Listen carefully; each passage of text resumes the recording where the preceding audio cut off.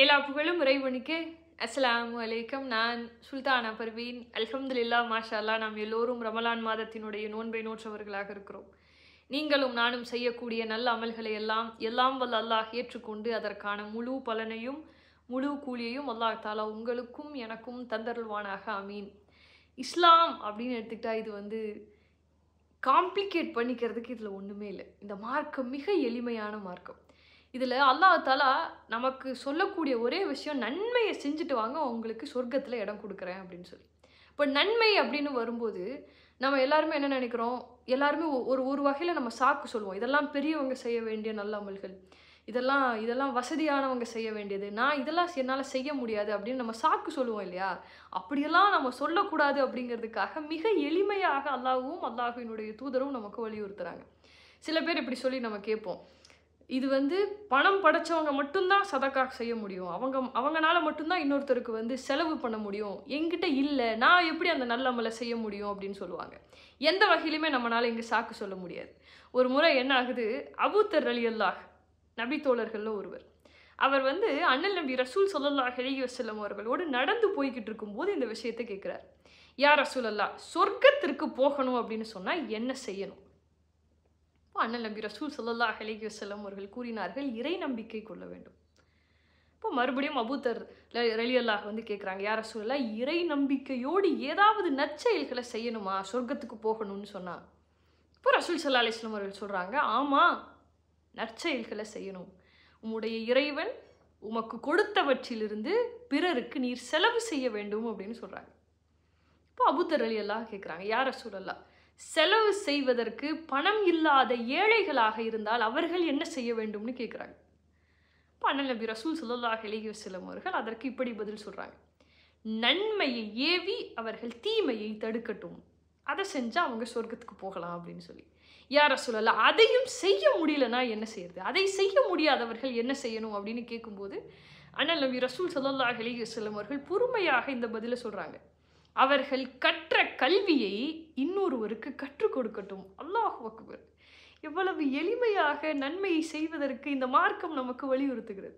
இப்போ மறுபடியும் அபூதர் ரலியல்லாஹ் இதை கேட்குறாங்க, யா ரசூலல்லாஹ், ஒருவேளை அவர் படிக்காதவராக இருந்தால் அவர் வேற என்ன அமல்களை செய்ய முடியும்? அவருக்கு தெரிந்த தொழிலை இன்னொருவருக்கு கற்றுக் கொடுக்கட்டும் அப்படின்னு சொல்கிறாங்க. அல்லாஹ் அக்பர். படிக்காதவராக இருந்தால் ஒரு தொழில் தெரியும் இல்லையா, ஏதாவது ஒரு வகையில் அவங்க சம்பாத்தியத்துக்குன்னு ஏதாவது ஒன்று தெரிஞ்சு வச்சுருப்பாங்க இல்லையா, அதை இன்னொருத்தருக்கு சொல்லிக் கொடுக்கட்டும், அதுவும் நல்ல அமல் தான் அப்படின்னு இந்த மார்க்கம் நமக்கு வலியுறுத்துது. அல்லாஹ் அக்பர். அப்போ அவர் கேட்குறார், அபூதர் ரலியல்லாஹ் கேட்குறாங்க, யா ரசூலல்லாஹ், தொழில் தெரியல, எதுவுமே அவங்க கிட்ட இல்லைன்னா அவங்க என்ன செய்யட்டும்? அண்ணல் நபி ரசூல் ஸல்லல்லாஹு அலைஹி வஸல்லம் அவர்கள் பொறுமையாக இப்போ பதில் சொல்கிறாங்க, அநீதி இழைக்கப்பட்டவர்களுக்கு அவர்கள் உதவட்டும். அல்லாஹ் அக்பர். அப்போ அபூதர் ரலியல்லாஹ் கேட்குறாங்க, யா ரசூலல்லாஹ், ஒருவேளை அவரே பாதிக்கப்பட்டவராக இருந்தால் என்ன செய்யறது? இவர் மீண்டும் மீண்டும் ஒவ்வொரு கேள்வியாக கேட்கிற பொழுது ரசூல் ஸல்லல்லாஹு அலைஹி வஸல்லம் அவர்கள் வியப்பாக பார்க்குறாங்க. பார்த்துக்கிட்டே இந்த முறை பதிலை எப்படி சொல்கிறாங்கன்னா, கேள்வியாக கேட்டு அதை பதிலாக சொல்கிறாங்க.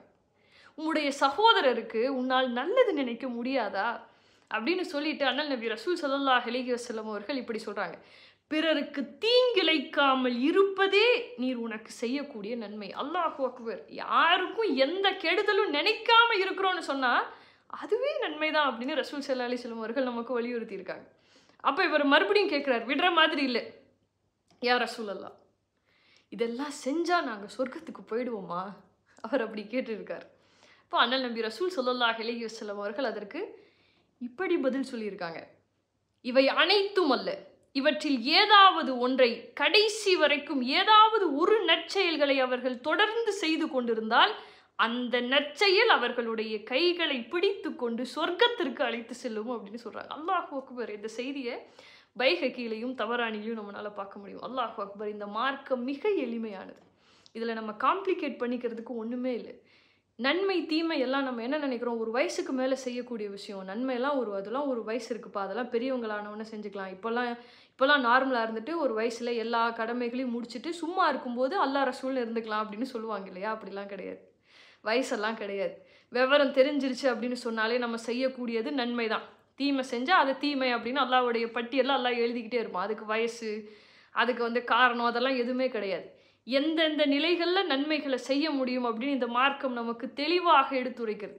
ஏதாவது ஒரு செயலை, ஏதாவது ஒரு நன்மையை கடைசி வரைக்கும் செஞ்சிட்டோம் அப்படின்னு சொன்னால் அந்த நன்மை நம்மளை சொர்க்கத்துக்கு அழைத்து செல்லும் அப்படின்னு இந்த மார்க்கம் நமக்கு வலியுறுத்துகிற பொழுது அதை நம்ம செய்ய முயற்சிக்கலாமே. இதை பற்றி யோசிச்சு பாருங்க. அஸ்ஸலாமு அலைக்கும்.